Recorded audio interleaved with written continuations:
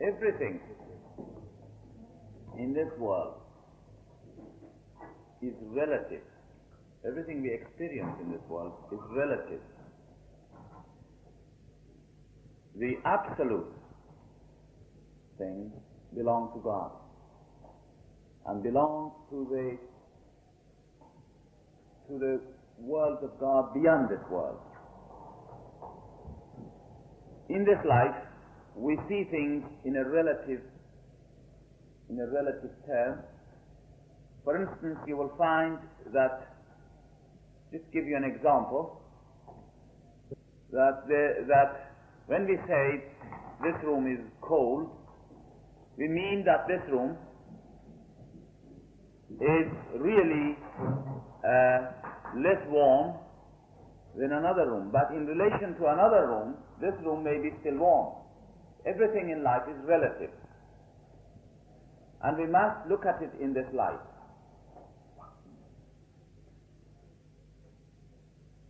Now, in creation also, you will find that there are degrees of creation. Now, because some of us are new here and have not been heard of the talk that was given the other day, perhaps I mention there are degrees in this creation. For example, we said the other day that there is the vegetable kingdom, the animal kingdom, the human kingdom, and that's as far as we can know. And then there is the manifestations of God. Let us see what we can do with this. First of all, you see, we were talking about this, the different degrees in existence, the different degrees, the different levels of existence, and that there was the vegetable, the animal, the human kingdom. And then there is the manifestations of God, and then there are so many other worlds of God which we are not aware of it in this life. That when we measure ourselves in relation to reality, we will find that we are very inadequate if we measure ourselves in relation to the world of reality. Now let us see how we can tackle this and see this question which is asked about humility. In one of the writings, Baha'u'llah has said that man should have in his heart the fear of God. And we often wonder, what does it mean? Is it that God is such a being that man should be frightened of him, to have a fear? And what does it mean that we have to have the fear of God? You will find that every creation which is, let us now talk of man actually. We'll find that man, in our daily lives, whenever we feel inadequate on any subject, we are not sure about ourselves in any subject, then naturally in our hearts we become fearful. That fear comes as a result of inadequacy. If you are absolutely confident about some subject or something, then you are not afraid. If you, for example, are facing with a young person who you are going to deal with him he's a student and you are his teacher and you know your subject, there is no fear whatsoever. You are going to teach him and you are quite confident. But if somebody tells you now you must go and meet somebody outstanding today and he wants to meet you face to face and ask you so many questions about what you've done, if you feel inadequate, then you are afraid. Then the fear comes in there. And fear doesn't mean that one must be trembling, at least, to go and see a person. Even to a slightest extent, if man is not confident about himself, then there is an aspect of the fear. Now here is, I think, one relationship between God and man. And that relationship is the relationship of being inadequate as against God, in front of God. In relation to God, one feels his own inadequacy.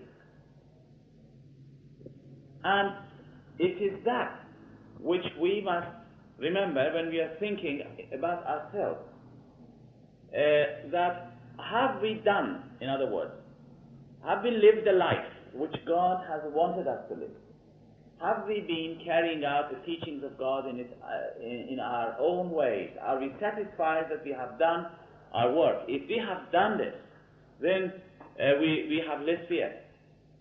But when you look at ourselves, we will find that if you really examine oneself, we will find ourselves always full of shortcomings. And as Abdu'l-Bahá says, the more you progress spiritually, the more you will find that there are shortcomings within you. That there is no such a thing as a person who can say, oh, thanks be to God that I am now progressing spiritually. I'm so much progressing in the world of God. Look at me and look at the others. I have progressed and I am becoming closer to God. This means that one is falling down. This means that one is not progressing whatsoever towards God, that one is going backwards.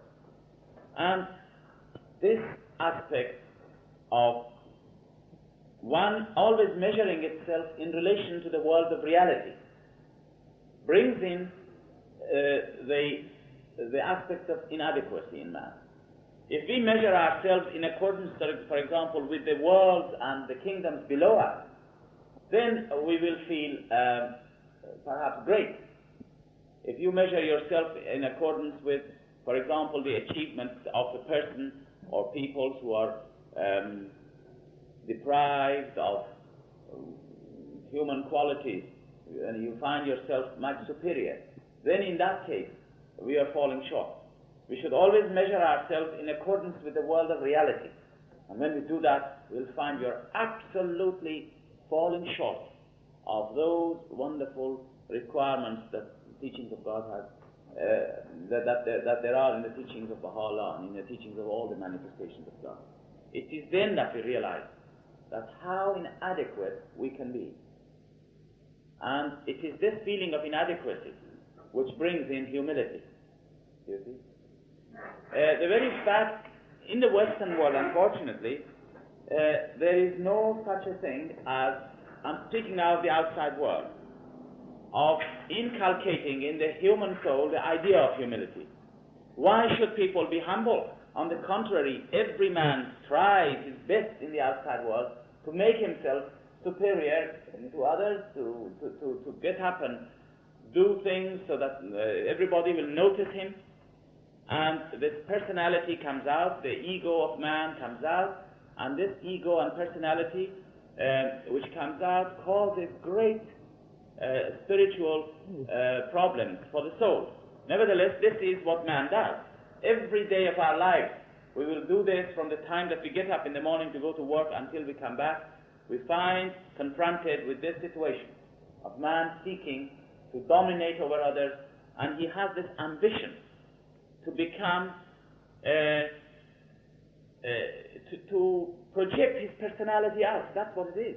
And in fact, we train our children from childhood to do this. I think we mentioned this at another stage.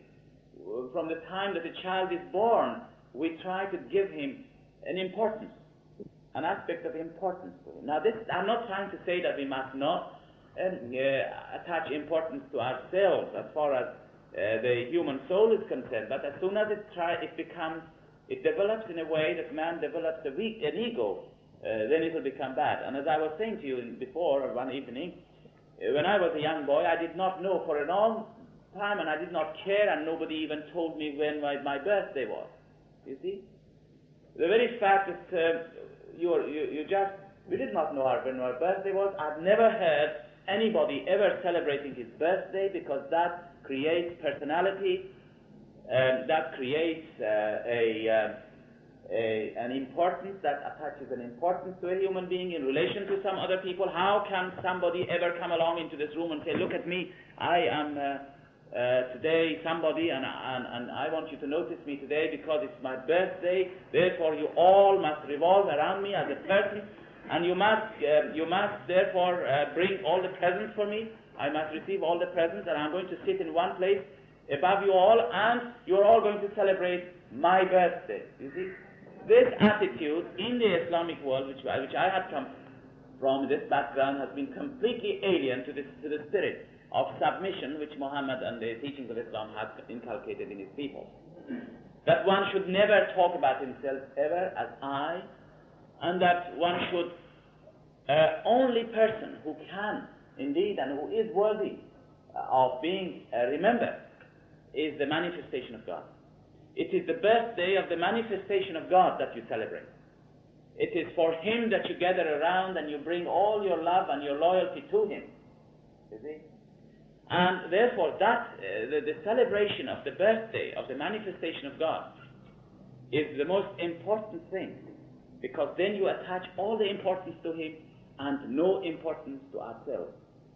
Now, it is not right, it is not possible for one individual to try to say to other individuals, look, you all must become humble. It is far from it, because I also must share with you another thing. I also remember that when the early believers, some of the early believers that I had met when they were old, in my day, whenever you would ask them to speak on any subject, you would call them, for example, to get up and speak on a subject. They would not speak on any subject or in a manner which would imply that they are teaching you something. For example, I had never heard in those days that somebody stand up and say, we must now really be active, we must get up and serve the faith, or that we must get up and why don't you do this and why don't you do that and this sort of thing.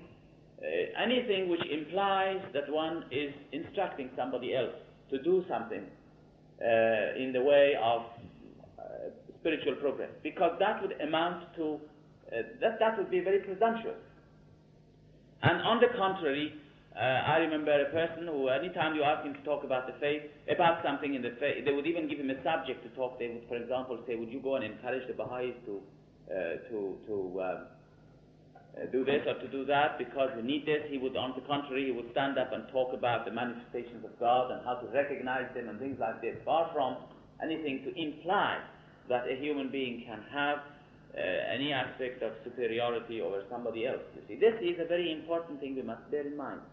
And Abdu'l-Bahá is the example for us. You see, we say that Abdu'l-Bahá is the exemplar of the faith. This is true. Abdu'l-Bahá has, as I said in my talk some time ago, that Abdu'l-Bahá has asked Baha'u'llah to be given the station of servitude. He has said that he wanted to become such a servant in the cause of God, towards mankind, such a servant that no other person could ever reach him as low as Abdu'l-Bahá in servitude. And he says, when he asked Baha'u'llah, he was a young boy then, he was a young boy, when he asked his father that he wanted to be given the station of servitude. And Abdu'l-Bahá says that Baha'u'llah gave me the station of servitude. And he says that he prayed to Baha'u'llah that no one on this earth, no one ever could reach as low as Abdu'l-Bahá in servitude, in reality. Now this servitude, which Abdu'l-Bahá speaks, is the station of man. We were again talking about it, the three stations. You remember I was saying that there are three stations in the existence: the station of God, which we can never reach; the station of the prophets of God, which is again beyond us. We cannot reach them also, because they are chosen by God to manifest His qualities. They remain in their own world. Now Abdu'l-Bahá says the only station which remains for man is that of servitude.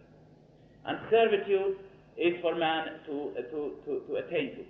Now as soon as one has ambition, this ambition becomes the greatest danger in his spiritual life, because ambition and servitude are opposite things. You cannot bring ambition and idea of servitude under one shelter. And the slightest amount of ambition would destroy the spirit of man. Ambition to become something. Unfortunately, you see what Baha'u'llah and what Abdu'l-Bahá has said in his writing. He says, just to illustrate for you what Abdu'l-Bahá meant by servitude, at one stage when he was in New York, the Baha'is had held a wonderful gathering there, and they asked if Abdu'l-Bahá would take the chair, whether Abdu'l-Bahá would become the chairman. And Abdu'l-Bahá said, me, the chairman? How can I be a chairman? I am the servant of the servants of God. How would you expect me to stand up and act as a chairman? You see, this was his attitude toward. And you know, at once it just came to me the story of some of the Persian friends may have heard and know the name. One of the wonderful teachers of the faith known as Janab al-Natir. He was a man who was not relatively known to be an important. He was a teacher of the faith in Persia, but amongst all these important people we have in Persia as teachers of the faith, he was not of that caliber. But he was an outstanding in his own humility and service to the cause. And you know, Shoghi Effendi never appointed hands of the cause of God during his life, before 1951. He did not appoint anybody a hand of the cause of God during their lifetime. Some people were named hands of the cause when they died. After they died, Shoghi Effendi said that their rank was the rank of the hand of the cause. But he never appointed someone before 1951 to the rank of the hand of the cause when that person was alive. Now this may be strange to people who are not Baha'is. I'm just using a terminology which you do not understand, some of you are not familiar with it. However,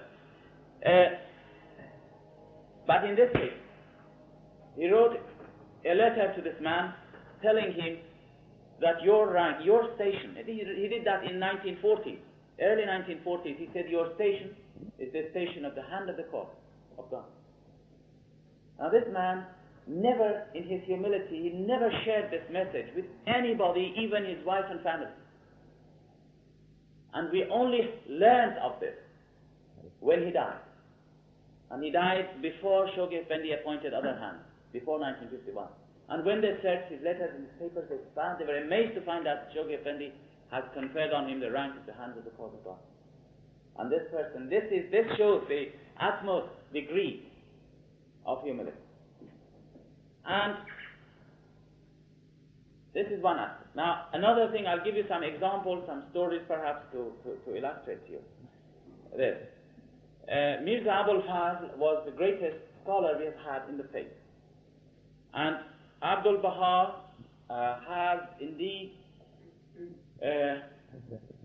shown, and Baha'u'llah himself has shown such a degree of love and attachment to Mirza Abul-Fazl that it is unparalleled in the whole history of the faith.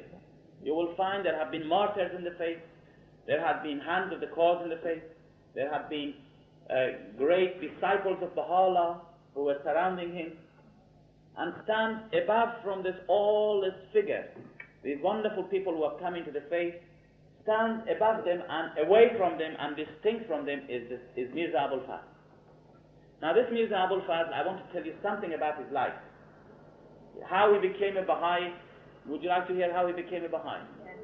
He was the head of a theological college in Tehran.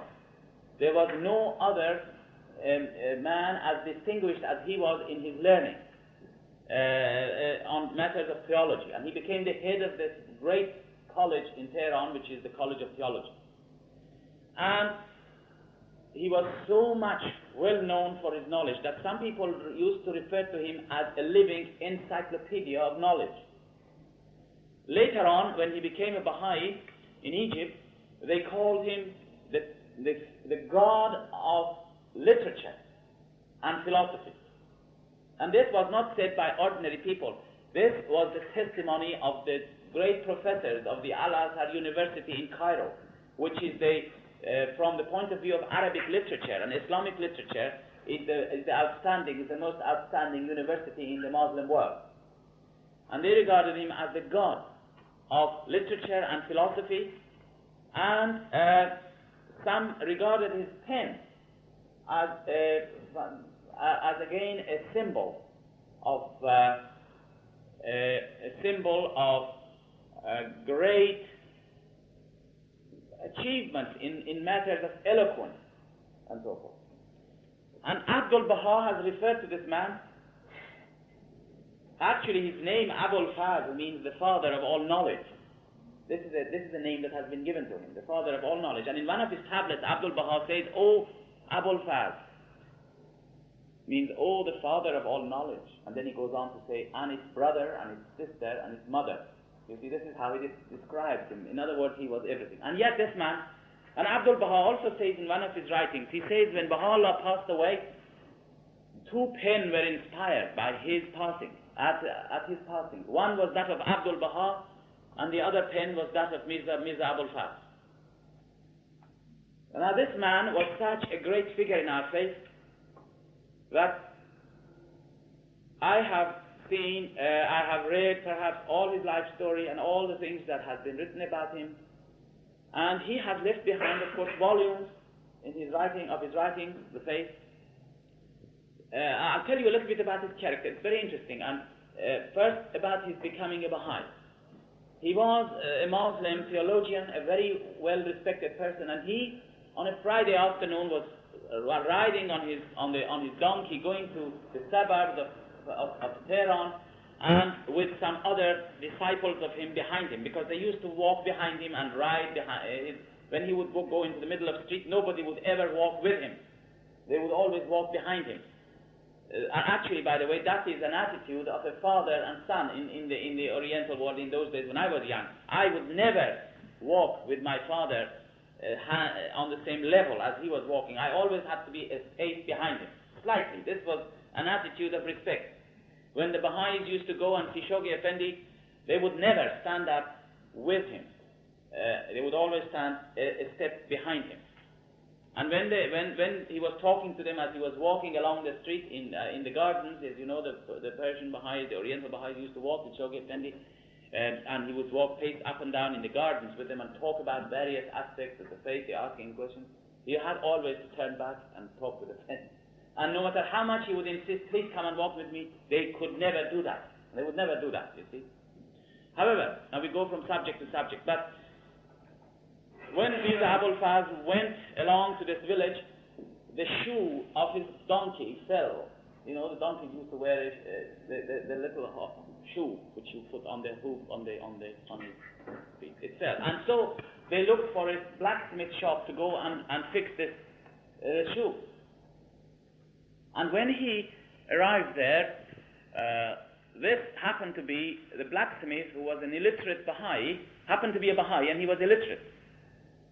But he was a wonderful man, and he saw this Mirza Abul-Faz, the famous man, coming to his shop, and so he said, "Now, let me handle this man." He knew that he must teach him the faith. He wanted to say something about the faith, and the first thing he thought was to prolong this operation in order to be able to talk with him. He said, "You know, for all my life I had waited for such a great person to come into my shop. This is the greatest honor that I have been given to me in my life. I am an illiterate man, and now you are such a great person, you have come into my shop. Now let me please ask you 1 or 2 questions, as I'm doing your donkey's foot." And as he was talking to him, he said, "Now I want to ask you a question. You know, in Islam there are so many traditions. Now traditions of Islam is something that if you're not familiar with it, we will not appreciate what I'm trying to say. There are volumes and volumes and volumes of things which are attributed to the Imams of Islam who have said this. And these have become now, there are so many of them, and so many of them are really kind of things that people have made up things which are all amount to nonsenses. You know, there are a lot of nonsense in them. And there are a few wonderful things, but they're all mixture of nonsense and ridiculous things. They have put down volumes and volumes of them, and this is what the theologians used to study. So he used to go and he said to them, "I want to ask you a question." He said, "Is it true that it is in the traditions of Islam that on every drop of rain which falls, there is an angel sitting down on it, and it brings that rain down? And when the rain comes down, the angel goes up again, sits on another drop of rain, and brings another drop of rain down. Is that true? Is it a tradition of Islam?" He said, "Yes, this is authentic, it's true." He said, "Thank you very much indeed." And he began to carry on and do a little bit more on the shoe. And then after a while he said, "Can I ask you another question?" He said, "Yes."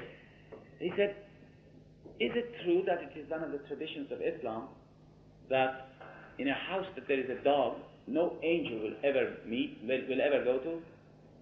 because the Muslims actually regard dog as a defiled animal and they don't keep it. And is it true that this is one of the traditions of Islam, that if there is a dog in a house, no angel can go to it?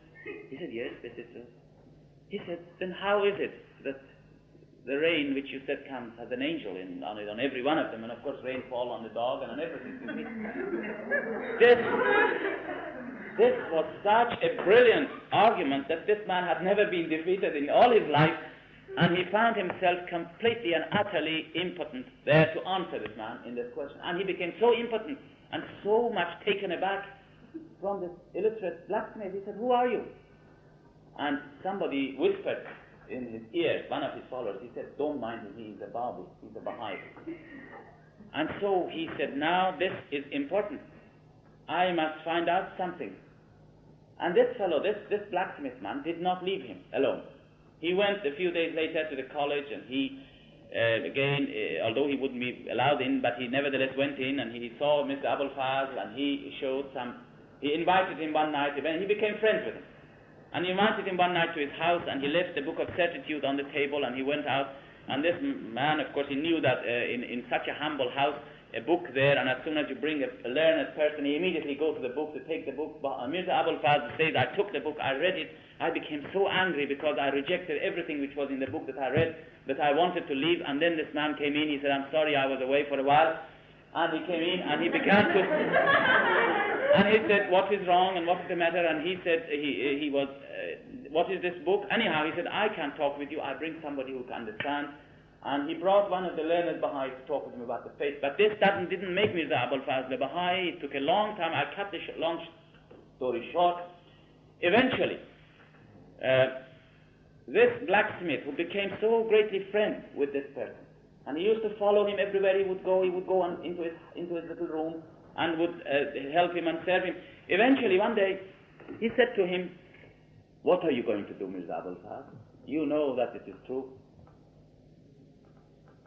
Mirza Abul-Fazl, of course, he had a great knowledge and so forth, and this was kind of a barrier for him. He said, and every day, by the way, this blacksmith used to bring into him new tablets which would have been revealed. He would bring these new tablets to him and say, I can't read it, would you read it for me? And Mirza Abul-Fazl, and at that time, a tablet was revealed by Baha'u'llah in which Baha'u'llah foreshadows the downfall of the Sultan of Turkey. In a very strong language, Baha'u'llah foreshadows the downfall of the Sultan of Turkey, Sultan Abdu'l-Aziz, in which indicated that his days were numbered because of his opposition to the cause of God. And Mirza Abul-Fazl closed the book and he said, you know, I'll wait till this happens. And if it happens, I know it is the truth. This man went away, this blacksmith, and he never again went to see Mirza Abul-Fazl. For a long, long time, there was a break. He decided to wait. And in those days, all the news, great news, there was no such thing as newspapers. But the news, important news, would be flashed through what they called the telegraph office. And they would print a little sheet. And one morning, the news was printed that the assassination of Sultan Abdu'l-Aziz. As soon as he heard of this, he took one of these papers and rushed to the school. And he was very busy. He said, come, it's very important, I want to see this. He showed him this. Mirza Abul-Fazl said, all right, now let me think, let me go, this is true, let me go and I'll say it. He said, wait for a minute. He said, wait for a minute. You are going to go from here to that room. He said, yes. He said, how do you know you live from here to there? It was then that Mirza Abul-Fazl prostrated himself there at his feet. And he said, he prayed to God that he never again will allow his knowledge to become a veil between himself and God. And it was there that he acknowledged the faith in that manner. You see, this man, when he became a Baha'i, of course, created such a terrific interest and excitement among people that he was persecuted, and eventually he and so many more Baha'is went into dungeon in Tehran for a number of months, and there is another story, we don't want to go into it. Now, whenever there was anybody attacking the faith, Abdu'l-Bahá would refer them to Mirza Abul Fazl to write an answer to it. And Mirza Abul Fazl was always ready. And the answer that he gave to him is now a book known as the Book of Fara'id, which is the size of Nabil's narrative. Maybe more if it is translated, become much bigger than Nabil's narrative. It is one of the most wonderful books we have in proofs of the faith. It's apart from that book which he wrote called Baha'i Proofs. It's a different thing entirely. It's a different book. He has written several books on various aspects of the faith. But now, what he did in the first chapter of that book, he writes. This is how the Muslim theologians used to deal with one another. You see, he was a master of Arabic, Mirza Abul Fazl, and he found all the faults which this man has found from the grammar, which this man has committed when he has written this little pamphlet from the grammar point of view. In other words, first chapter of this book is devoted to proving to him that this little pamphlet that you wrote was all of it wrong, most of it wrong from the grammar point of view in the first place. In the second place, he proved that all the things that Abdu'l-Bahá has said is right from the grammar point of view. Then it goes on to the question of the subject matter, which is a vast subject. And when the Shaykh al-Islam received when this book was published, he never again, it is well known that he never again came out into the public to go on the pulpit and teach the faith, because he was completely discredited because of this mighty torrent, you might say, of proofs which Mirza Abul Fazl hit at him. He was wonderfully good in hitting at people with this force of argument, you see. Anyhow, this man, Abdu'l-Bahá, sent to America before Abdu'l-Bahá went to America, because at that time there were only a very few Baha'is in America. The faith was just being introduced into America, and people had very little understanding of the faith. And Mirza Abul Fazl went there, and it was Mirza Abul Fazl who helped the Baha'is so much, because he stayed in that place for so long, and he helped a great deal the deepening of the Baha'is of America at that time. Now, what he did in America and how he used to, he would not allow anybody to help him, to serve him. Never he would allow any time in his life anybody to serve him, because people were in the habit of serving him. And what he would do was this. This was a well-known fact. Abdu'l-Bahá knew this. He was an old man at that time. If you would go to his house, his little room, he would insist that he must make a tea for you. He would serve on you. He would act as a servant, and he would stand up. And many young people, you remember some of you Dr. Muayyad here who came and visited us? Some of you remember him? He used to say to me, he said, I was a young man together with many more. Abdu'l-Bahá sent us, he said, to go to Mirza Abul Fazl's house when he was not well and try to help him, try to make some food for him, and he refused them. He would not allow them. As soon as we went in, he got up from his bed and he said, I must serve you. You see, this is the caliber of man and his humility. I wanted to show you this aspect of him, you see. And this man, when he went to America, Abdu'l-Bahá gave a task to a man known as Ali Quli Khan. Whether you have heard of Ali Quli Khan, who was a well-known Baha'i scholar of the faith again, and he used to translate so many writings into English. Ali Quli Khan, Abdu'l-Bahá particularly sent him to go with Mirza Abul Fazl to help him. And the first thing Mirza Abul Fazl told him was this. He said, if you have come to help me in translating my work in English, you must promise something to me. And that must be a definite promise. And that is this, that I don't want you ever to interfere in my personal life. I don't want you to anything at all, because he knew that this is the first thing that the American believers would do. That they wanted to give things to him and help him, and he would refuse it entirely. And this is some of the things that Baha'is felt so uncomfortable about it when he went there, because they didn't know how to deal with him. And for some time he was completely, they were completely baffled of what to do, because he will not accept any assistance from anybody as far as his person was concerned, you see. So anyhow, this man greatly helped the faith. And when he used to go to, and one of the things he had said in his writings is this. He said, my knowledge is referred to all the time by Baha'is. He said, I always pray that I wish I did not have this knowledge. Because, he said, people are referring to it. And then he gives the description of an ocean and a drop. How a drop of rain can ever count as against an ocean. And he said, Abdu'l-Bahá is an ocean. Baha'u'llah is an ocean. Who am I? Why do you always say Mirza Abul-Faz? And he was so much angry with people if they would ever refer to him as anyone who has the knowledge, or they would talk about him. And sometimes he would become so furious that the very face that he was he could become very fierce in his face. He would become so fierce when people would refer to him as a person of importance. This is the aspect that we must remember. This is the essence of humility that you can say. He had this essence of humility. Abdu'l-Bahá speaks about it. And you know, this Ali Quli Khan that I was talking to you, this man who went to America to help Mirza Abul-Faz, this great Baha'i scholar who used to translate for him, he has written something, and he says in his writings, Ali Quli Khan says in his writing, he said, I saw only two people in all my life who stand above Mirza Abul-Faz. One is Abdu'l-Bahá and the other one is Shawki Effendi. That is his definition of Mirza Abul-Faz. Now, such a man, when he went to America, he helped the Baha'is so much. When he came to Haifa, years later, some of those very American Baha'is who have been so much assisted by him, one of them was the aunt of Mr. Roberts, and she has said this story.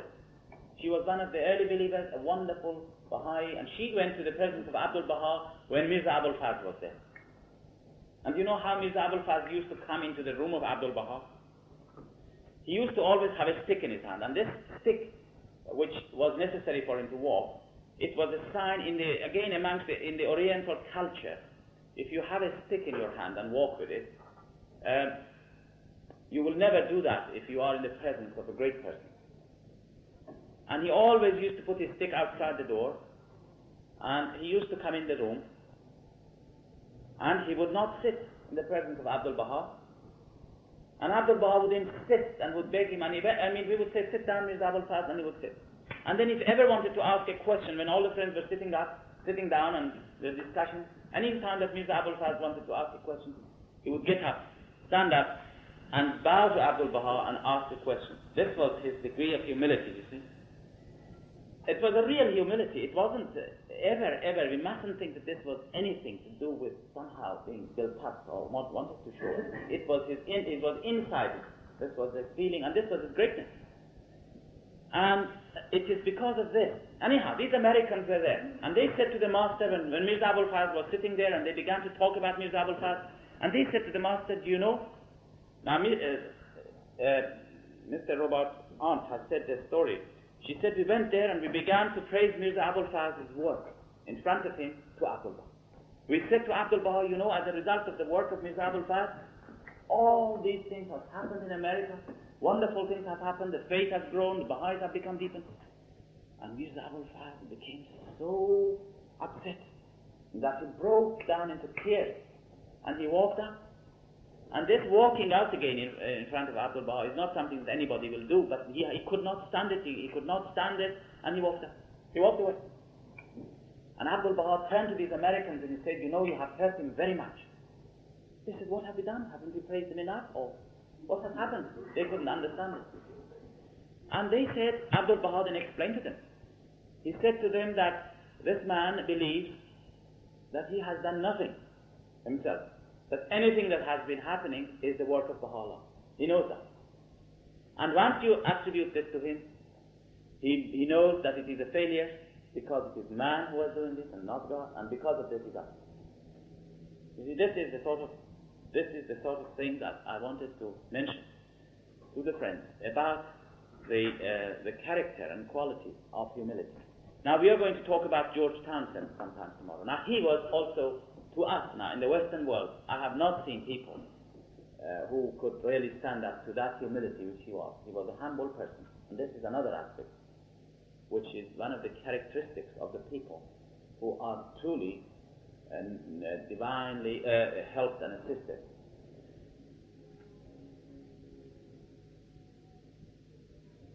There are many stories about this which we can go on and on and on and tell you of humility. But humility is something that we must we attain only when we recognize the manifestation of God. Not until we recognize the manifestation of God can we fully become humble. Humility comes only as a result of this, and nothing else. There is no other way to become absolutely humble unless you recognize the station of the manifestation of God. And when you recognize the station of the manifestation of God, and you become conscious of that, then one feels very inadequate, and one feels then humble. I feel we must strive towards this in a real way by regarding ourselves in relation to the world of reality. And when we regard ourselves in that relation, we will find ourselves very much full of shortcomings. Abdu'l-Bahá says, if ever a man sees something in himself which is a little bit good, he must be worried about it then, because he has seen something good in himself, and that's the sign of downfall. And this is very true.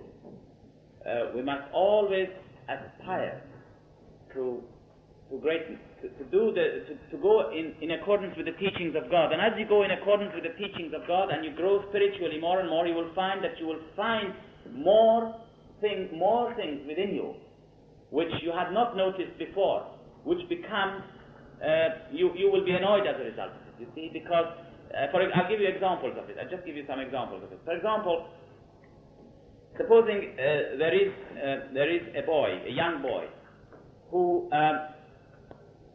has,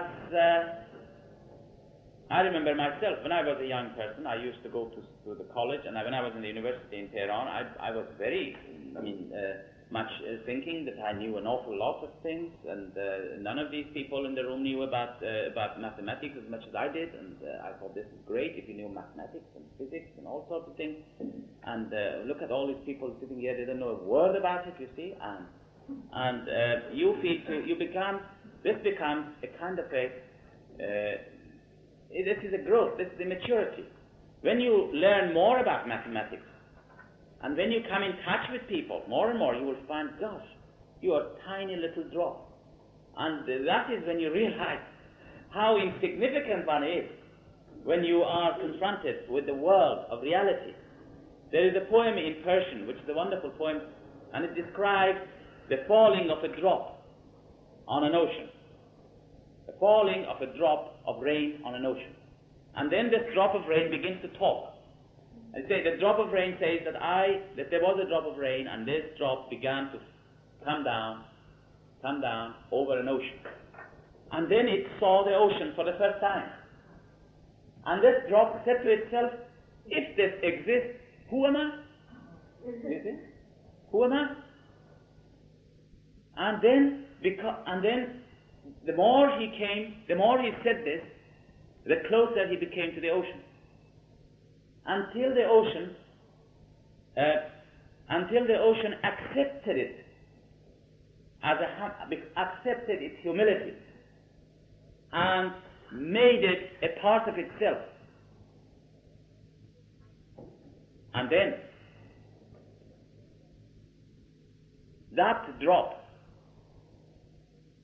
became associated with a pearl in the depth of the ocean, you see, and in its bosom a pearl was created. And this is, I think, we as drops, and the manifestations of God are as ocean, and that we must, when we look upon ourselves in this light, then we will all become humble. And this is something which we must do more and more, help each other in this way. We must teach, we must read the writings in its right spirit. We must turn to the manifestation of God. And by turning to Him and truly recognizing Him, this will happen. This is an automatic thing which will happen the more we get closer to God. I have never seen in the writings of Shoghi Effendi one word yet, the guardian of the faith, one word. In all his life, he never said, I did this. He always referred to himself. Any achievements of the faith, he said, the friends, the believers did this. The believers did that. You see? The only occasion I have seen, which Shoghi Effendi has referred to himself as I, was when he wrote a letter to the United Nations subcommittee in the Palestine thing, and he introduced himself. He said, "I, the guardian of the Baha'i faith," because he's trying to introduce himself. Abdu'l-Bahá, when he first came to Europe, when he was freed from prison, when he came to Europe, he did not want to be photographed because he knew that people will make a personality out of him. He did not. He said, "I am a servant. I am a servant." He constantly would say, "I'm a servant." When he used to go to America in these big gatherings and hundreds of people would come to see him, hundreds and thousands would gather in churches and synagogues to hear Abdu'l-Bahá, and they would write on posters, "The Prophet of Peace has come." And Abdu'l-Bahá would become upset. He said, "Gracious God," these are his own words, "Gracious God, I have always over and over again told these people in these gatherings that I am only a servant of God, and they insist that I'm a prophet." Yes. And then he goes on to say, I remember at one of his talks when he gave in that wonderful synagogue known as the synagogue of Emmanuel in San Francisco. He spoke there to the Jews, a great congregation of the Jews. He proved to them the authenticity of the message of Christ. He proved to them the authenticity of the message of Baha'u'llah. He made them to recognize. It was the most wonderful, illuminating talk. And great numbers of people surged to him. They came forward and they wanted to be blessed by him. And Abdu'l-Bahá goes out of this hall eventually, and he turns to those few people who were with him, these few people who accompanied him, and he said to them, "Did you see what happened?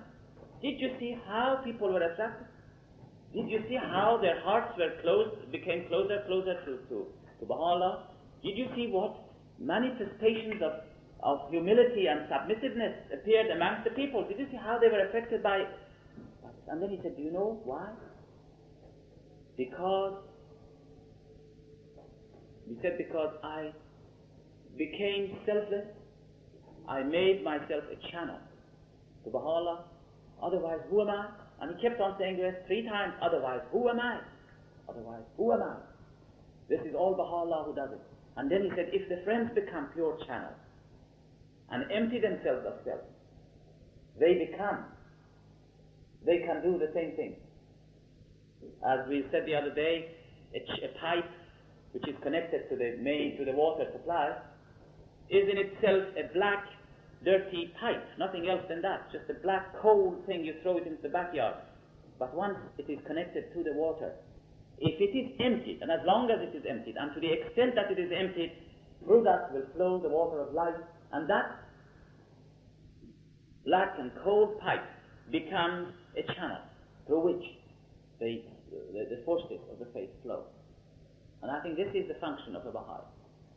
We must never think, please friends, whenever we teach the faith, whenever we talk about the faith to people, we must never think that I am going to tell this man about the faith because I know more about it than he does. Look at me, I am a Baha'i, I know much more than he does. Poor fellow, he doesn't know anything about Baha'u'llah, and therefore I am going to now teach him the faith, I'm going to give him this. When my father was in the presence of Baha'u'llah, one of the things he told him was this. He said, when you teach the faith to the people, if you believe in your heart of hearts that you are in any way better than this man that you are teaching, if you feel in your heart of hearts, one extent, that you are knowing more than this man does, and if you show the slightest sign in your heart, now I'm not saying in your mouth, in your outward being, but inside you, if you feel any of these things, then your work will be in vain. It will be in vain. And so this must be our attitude. We are not, as Baha'is, are not greater than the people outside us. Really, when you become Baha'is, you realize this. You realize that there are many wonderful people in this town who carry on wonderful works of teaching, wonderful works which are in accordance with the teaching. And all it is that we have recognized Baha'u'llah, we have recognized him, we have been connected to this power station, like I was saying. You see, this lamp in here is connected to the power station. Its light is not from itself, friends. Let us be very clear.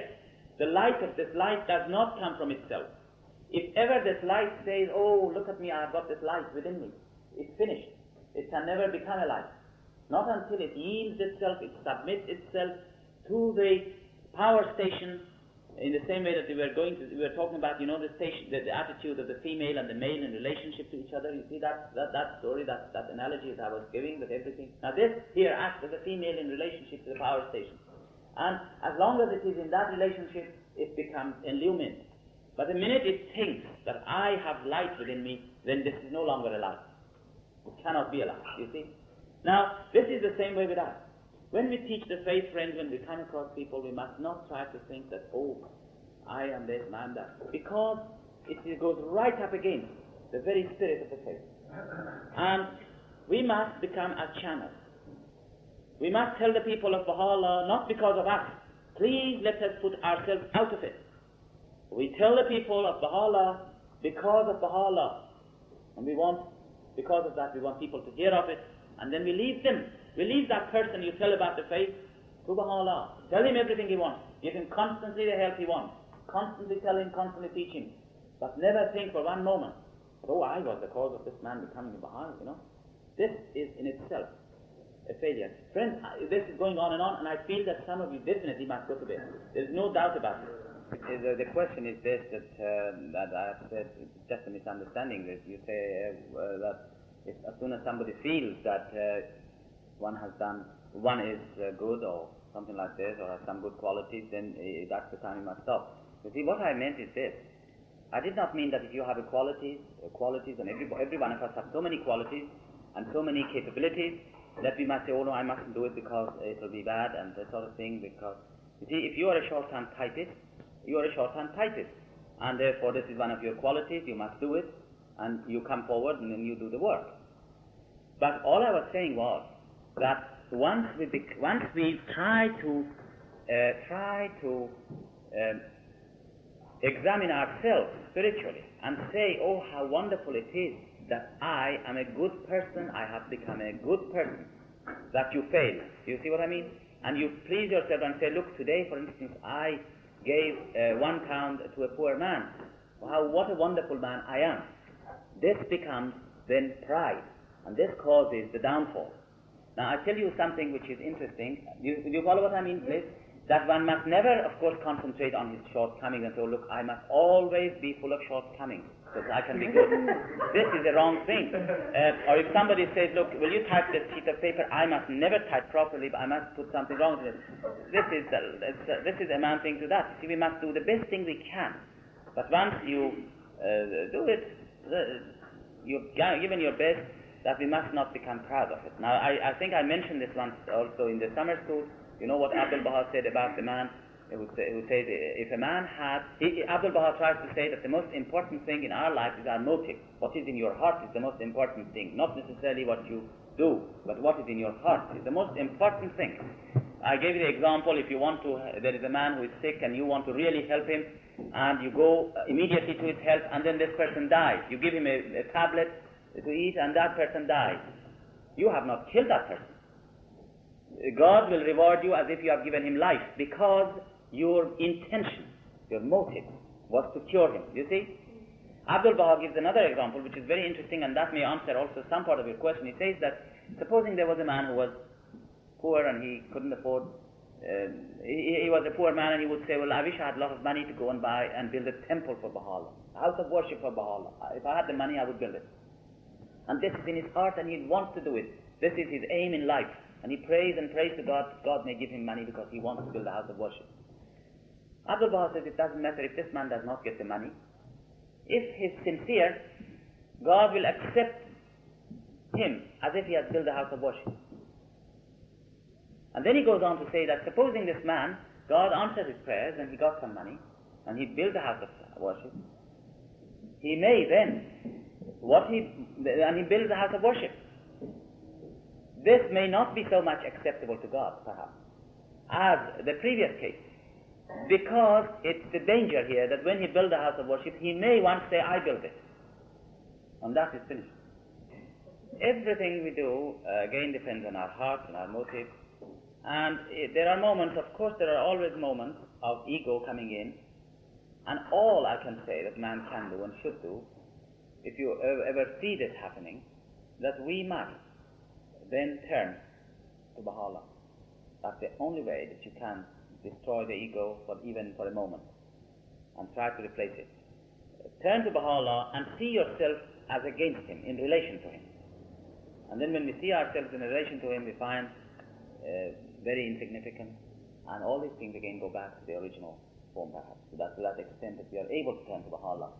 Turning to Baha'u'llah means, it is a relative term again. Depends how much you turn to him. To that extent that you turn to him more and more and more, to that extent you become able to get rid of this life. We must not think again that one saying now will destroy it and then that's that. All I meant, it's an attitude which will grow up. We must not allow these momentary things, which sometimes may be days, sometimes maybe months, to become a big thing and becomes eventually a part of us.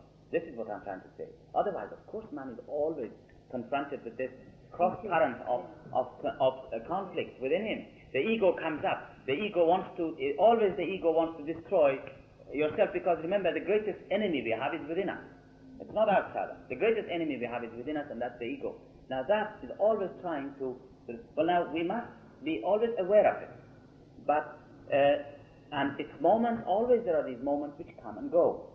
But we must not ever allow that ego to become consolidated all the time, and eventually becomes a part of us.